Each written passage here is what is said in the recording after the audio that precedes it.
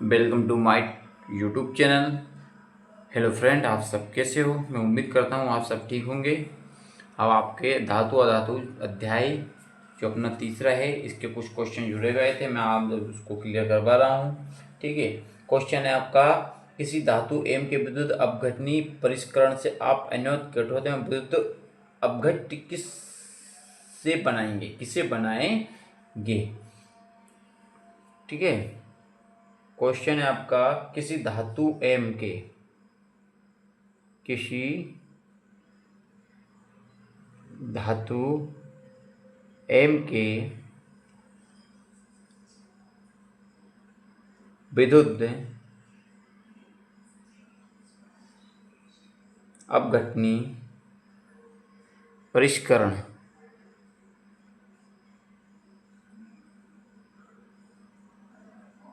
परिष्करण में आप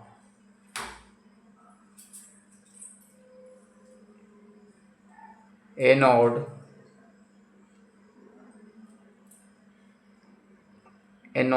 कैथोड एवं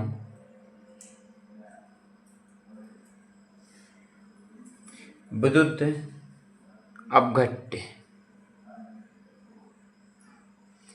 अपघट्य किसे बनाएंगे?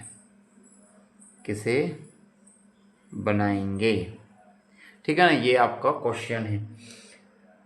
तो अपन कहेंगे, अनेक धातु जैसे कॉपर, जिंक, टिन, निकिल, सोना, चांदी आदि का शोधन विद्युत अपघटन द्वारा किया जाता है। तो अपन क्या कहेंगे? आंसर में क्या कहेंगे? सोना, जो भी आपको धातु को नाम हो, सोना, चांदी, निकिल,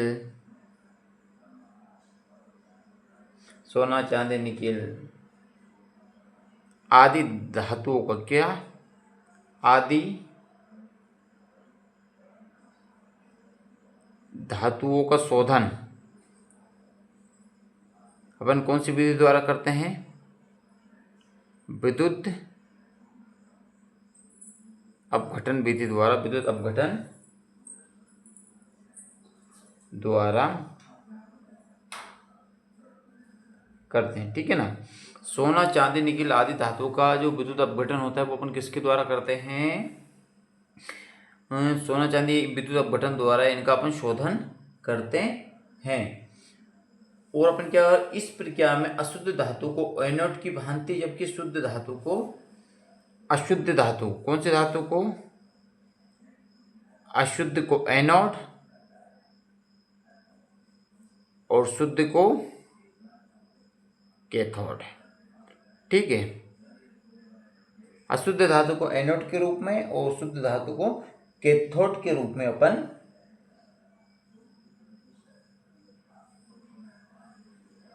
प्रयोग करेंगे। ठीक है, या बनाएंगे।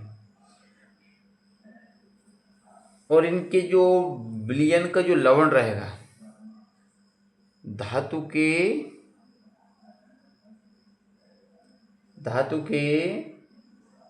विलयन लवण, कौन सा लवण? विलयन लवण का उपयोग, जो धातु का विलयन का जो लवण होगा उसका उपयोग हम विद्युत अपघट्य के रूप में होता है। लवण का उपयोग विद्युत अपघट्य के रूप में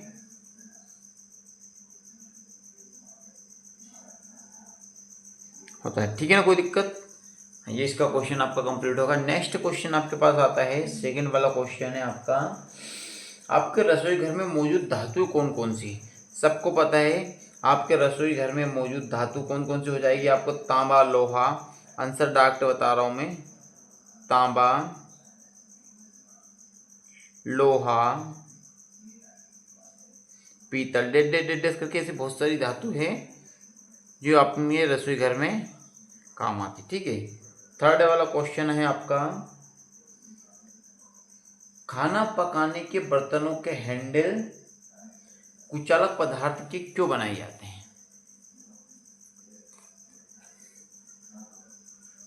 खाना पकाने के बर्तनों के हैंडल कुचालक के क्यों बनाए जाते हैं। ठीक है ना। अब इसका आंसर क्या आएगा, क्यों बनाए जाते हैं, तो अपन इसका आंसर लिखेंगे सबसे, यदि ये कुचालक रहेंगे, क्या रहेंगे, कुचालक रहेंगे, तो कुचालक रहने से ये हैंडल क्या होते हैं, गर्म नहीं होते हैं। बस सबसे मेन चीज़ ये कुचालक होते हैं, ये उष्मा के क्या होते हैं, ये कुचालक होते हैं, ये गर्म नहीं होते। इसी कारण अपन किसको बनाएंगे, कुचालक के जो हैंडल होते हैं क्या नहीं होते हैं, गर्म नहीं होते हैं। ठीक है ना। कुचालक के जो हैंडल होते हैं गर्म नहीं होते, इसीलिए इन्हें खाना पकाने के बर्तनों में लगाया जाता है। ठीक है ना। अब क्वेश्चन है आपका, विद्युत संयोजन के तार धातु के क्यों बनाए जाते हैं। क्वेश्चन क्या है आपका, जो विद्युत संयोजन होता है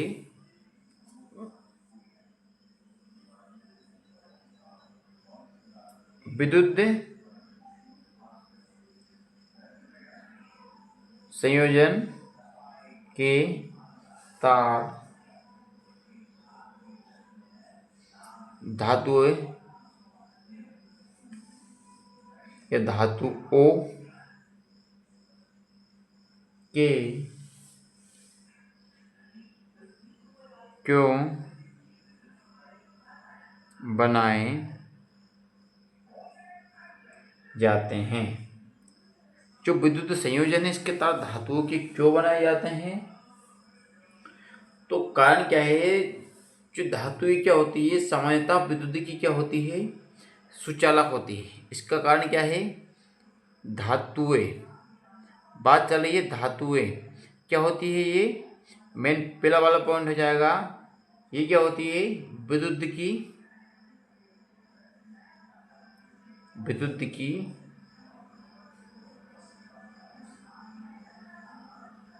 सुचालक होती है। और सेकंड वाला पॉइंट क्या जाएगा इसका, जो धातु विद्युत की सुचालक होती है। और सेकंड वाला पॉइंट हो जाएगा ये तन्य होती है। और थर्ड वाला पॉइंट हो जाएगा इसमें जो विद्युत होती है, विद्युत आसानी से क्या हो जाती है, इनमें प्रवाहित हो जाती है, आसानी से विद्युत में प्रवाहित हो जाती है, इसलिए धातु के बनाए जाते हैं। विद्युत संयोजन के तार धातु के क्यों बनाए जाते हैं, क्योंकि विद्युत जो होती है, धातु जो होती है विद्युत की सुचालक होती है, तन्य होती है तथा विद्युत आसानी से इनमें प्रवाहित हो सकती है, इन्हें इसलिए धातु के बनाए जाते हैं। ठीक है ना। क्वेश्चन रिपीट कर रहा हूँ वापस, विद्युत की सुचालक होती है, ये तन्य होती है, विद्युत आसानी से इनमें प्रवाहित हो जाती है, इसलिए इन्हें बनाए जाते हैं किसके, धातुओं के। पांचवा क्वेश्चन है आपका, सक्रियता श्रेणी से क्या समझते हो। कौन सी श्रेणी, सक्रियता श्रेणी से आप क्या समझते हो। ठीक है, क्वेश्चन है आपका, सक्रियता श्रेणी से आप क्या समझते हैं या समझते हो। ठीक, अब सक्रियता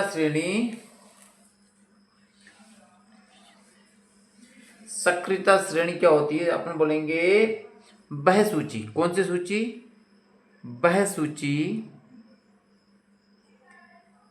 जिसमें धातुओं को उनकी क्रियाशीलता के अवरोही क्रम, जो धातु होती वह सूची जिसमें धातुओं को उनकी क्रियाशीलता मतलब कार्य करने की जो उनके अंदर ताकत होती है, क्रियाशीलता के अवरोही क्रम में क्या होता है, इनको जैसे जिसका काम जैसा होता है, कौन तेजी से काम कर रही है, कोई धीरे काम कर रही है, इसके अकॉर्डिंग जिसका काम जैसा होता है उस काम के अकॉर्डिंग जो होता है इनको व्यवस्थित किया जाता है। क्या किया जाता है? अवरोही क्रम में व्यवस्थित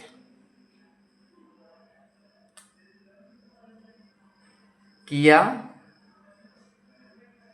जाता है। सक्रियता श्रेणी कहलाती है। कौन सी श्रेणी कहलाती है?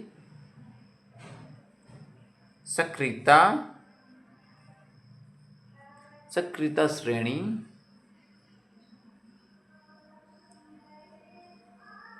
कहलाती है। ठीक है, तो क्या रहता है, धातुओं को एक सूची बनाई जाती है और उस सूची में क्या करते हैं, अपनी अपनी क्रिया के अकॉर्डिंग, यानी कौन कैसा काम करती है, कौन तेज करती है, कौन धीरे काम करती है, किसमें धारा तेज प्रवाहित होती है, उसके हिसाब से इन्हें एक क्रम में जमाया जाता है और वो वही सूची आपकी सक्रियता श्रेणी कहलाती है। ठीक है,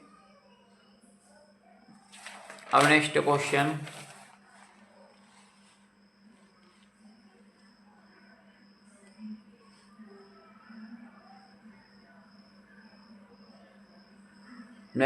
है आपके लिए, वो ये है, गर्म जल का टैंक बनाने में तांबे का उपयोग होता है परंतु लोहे की मिश्र धातु का नहीं। क्वेश्चन है यहाँ पे, गर्म जल के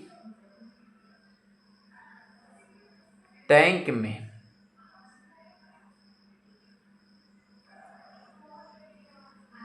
तांबे का उपयोग होता है। किसका? तांबे का। तांबे का होता है परंतु इस मतलब लोहे का नहीं, परंतु इस्पात जो लोहा होता है, लोहे का या लोहे की मिश्र धातु का नहीं, यानी मिश्र धातु मतलब लोहे से बनी धातु का नहीं होता है। क्या रीजन है? अपन जो गर्म जल के जो टैंक बनाते हैं जिसमें पानी को गर्म करते हैं, वो टैंक बनाते हैं, उसमें तांबे का ही उपयोग क्यों होता है? उसका क्यों नहीं होता? क्योंकि तांबा जो अपन बोलते हैं इसे कॉपर, तांबा जो होता है इसे किसी तरह से सीयू, इसका क्यों बनाया जाता है? क्योंकि सबसे कम क्रियाशील धातु है तांबा। जो है तांबा सबसे, तो सीयू तांबा जो होता है सबसे क्या होता है, ये सबसे कम क्रियाशील, सबसे कम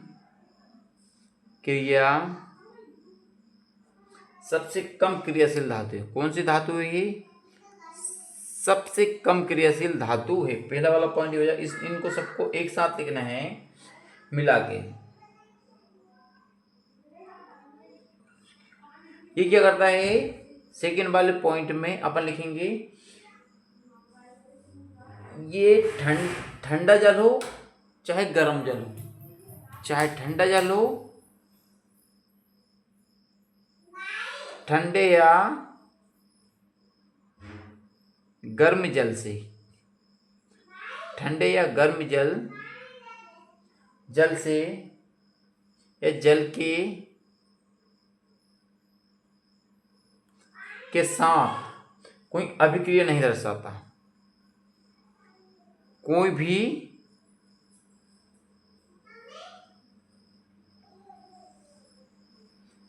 अभिक्रिया नहीं करता है, कोई भी अभिक्रिया नहीं करता, ठीक है ना। चाहे जल गर्म हो चाहे ठंडा हो, इनके साथ कोई अभिक्रिया नहीं करता है, अभिक्रिया नहीं करता है।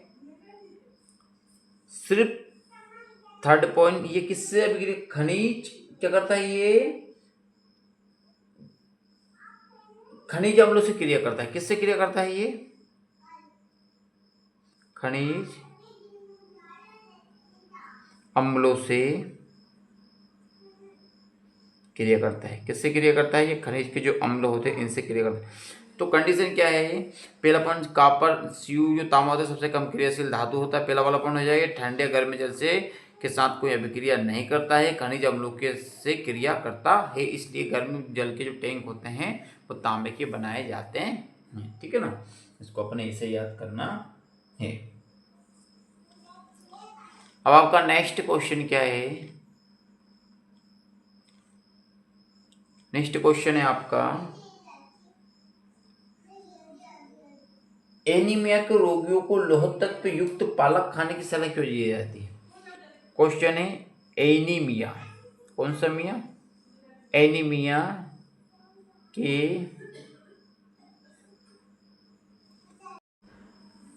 देखिए क्वेश्चन है अपना, गर्म जल के टैंक में तांबे का उपयोग होता है परंतु इस्पात लोहे का नहीं, तो अपन बोलेंगे Cu तांबा सबसे कम क्रियाशील धातु है, ठंडे या गर्म जल के साथ कोई अभिक्रिया नहीं करता है, वो खनिज अम्लों से क्रिया करता है, ठीक है, ये मैंने बता दिया था। अब अपना एनीमिया के रोगियों को लोह युक्त पालक खाने की सलाह क्यों देते हैं, ठीक है ना, लोह युक्त पालक खाने की सलाह क्यों देते हैं। तो इसमें क्या रहता है, जो अपने ये पता होना चाहिए कि एनीमिया रोग होता किससे है। तो एनीमिया जो रोग होता है वो अपने अंदर रक्त में हीमोग्लोबिन की कमी के कारण होता है, और हीमोग्लोबिन को बढ़ाने के लिए, इसके कारण हीमोग्लोबिन को बढ़ाने के लिए अपन क्या करते हैं, पालक की बढ़ाने के लिए पालक के सेवन की सलाह दी जाती है। यदि और भी पानी बढ़ाना चाहे तो अपन क्या कहते हैं, और ताकि ये सलाह दी जाती है, इसलिए सलाह दी जाती है क्योंकि यदि इसको पालक को खाने से अपने अंदर आयरन की भरपूर मात्रा मिल जाएगी, ठीक है ना। तो इससे क्या रहेगा, हमारा जो रोग धीरे धीरे इसकी क्षमता, इसको झेलने के लिए हमारे शरीर में इसकी क्षमता बढ़ती जाएगी, ठीक। अब क्वेश्चन है आपके सामने,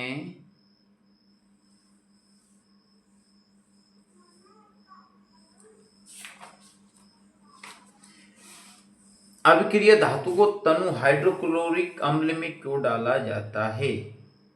अभिक्रियाशील धातु को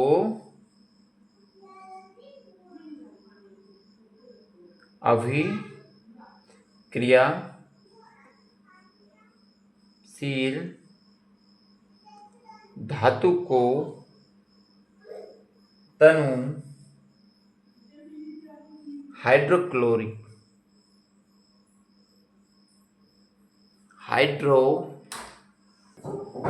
क्वेश्चन है, अभिक्रिया धातु को तनु हाइड्रोक्लोरिक अम्ल में क्यों डाला जाता है, मतलब इनके साथ क्यों डाला जाता है। तो यदि इसमें डाला जाता है तो कौन सी गैस निकलती है, आयरन के साथ H2SO4 की अभिक्रिया। इसका पूरा, यदि इसे अपन क्या इसमें डालते हैं, डाला जाता है तो कौन सी गैस निकलती है, तो इसका आंसर आ जाएगा आपकी हाइड्रोजन गैस। कौन सी गैस निकलती है, हाइड्रोजन गैस। अब अपन अभिक्रिया लिख रहे हैं आयरन के साथ क्रिया, आयरन का सूत्र Fe होता है, H2SO4 आपका हो जाएगा, ठीक है, आंसर है ये हो जाएगा, और H2SO4 इसका आ जाएगा।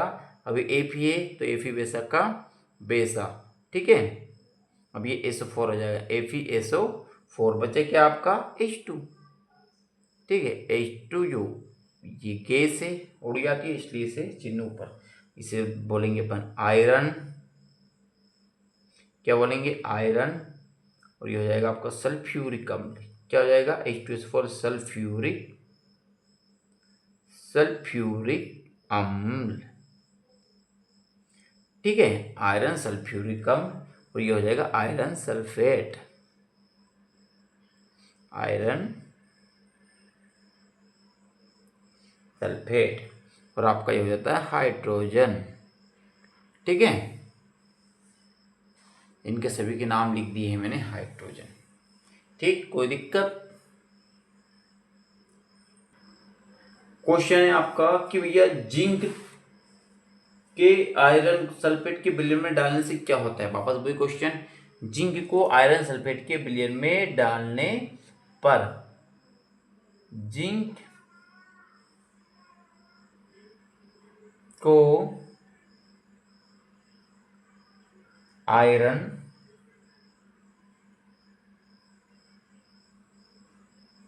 सल्फेट के विलयन में डालने से क्या होता है।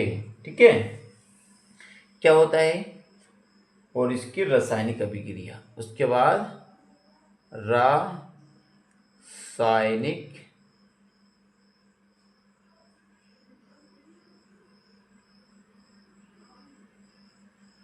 अभिक्रिया, रासायनिक अभिक्रिया। तो जिंक को आयरन सल्फेट के विलयन में अपन डालते हैं तो क्या होता है, विलयन में डालते हैं तो आयरन विलयन में विस्थापित, आयरन जो होता है विलयन से विस्थापित कर देता है। ये क्या करता है, आयरन विलयन से विस्थापित कर देता है। जो आयरन होता है, आयरन जो होता है विलयन से विस्थापित कर देता है। क्या होता है, आयरन आपका बन जाएगा। ठीक है ना, यहाँ पे लिखेंगे इसके आंसर में, जिंक को आयरन सल्फेट के विलयन में डालने से जो आयरन होता है वो क्या करता है, आयरन को क्या कर देता है, विलयन में, किसमें बदल देता है वो, विलयन में। इसका आंसर इतना ही लिखना है आपको, कोई दिक्कत नहीं है। विलयन, आयरन को विलयन में विस्थापित कर देता है। इसको बड़ा चढ़ा के लिखना है, जिंक को आयरन सल्फेट के विलयन में डालने से क्या होता है, रासायनिक अभिक्रिया लिखिए। तो अपन बोले जिंक को आयरन सल्फेट के विलयन में डालने से आयरन को विलयन में विस्थापित कर देता है। और रासायनिक समीकरण देखो, सूत्र आपसे पूछा है क्या, जिंक वाली बात है, जिंक का सूत्र क्या होता है, Zn प्लस, इसमें क्या बोला है, आयरन सल्फेट, आयरन सल्फेट का सूत्र क्या हो जाएगा आपका, Fe सल्फेट SO4। ठीक है, तो अपनी Zn उठ के यहाँ चला जाएगा, आपका SO4 यहाँ रह जाएगा, बचा क्या आपका Fe। ठीक, अब ये Fe सबको पता है क्या है, आयरन, और ZnSO4 जिंक सल्फेट, कौन सा सल्फेट हो जाएगा ये, जिंक। ठीक है, zinc iron sulphate, zinc sulphate और आयरन, ये होगा आपका क्वेश्चन। अगर वीडियो अगर अच्छा लगे तो प्लीज़ लाइक कीजिएगा और हमारे चैनल को सब्सक्राइब कर लीजिएगा, और भी अपने साथ जो भी बच्चे हैं उनसे सब्सक्राइब करवाइएगा और पढ़ाई कीजिएगा। कहीं भी कोई दिक्कत आती है और जिस चीज़ की भी वीडियो चाहिएगा मैसेज में बोलिएगा, मैं आपको कमेंट में बोलिएगा, ताकि मैं आपको प्रॉपर तरीके से वो वीडियो बना के दे सकूँ। ठीक है, आपके कहने से मुझे मोटिवेशन मिलता है, जिससे मुझे अच्छा भी लगता है इस चीज़ के लिए, और मैं आपके लिए नई नई रोज़ वीडियो अपलोड करता रहूँ। Thank you.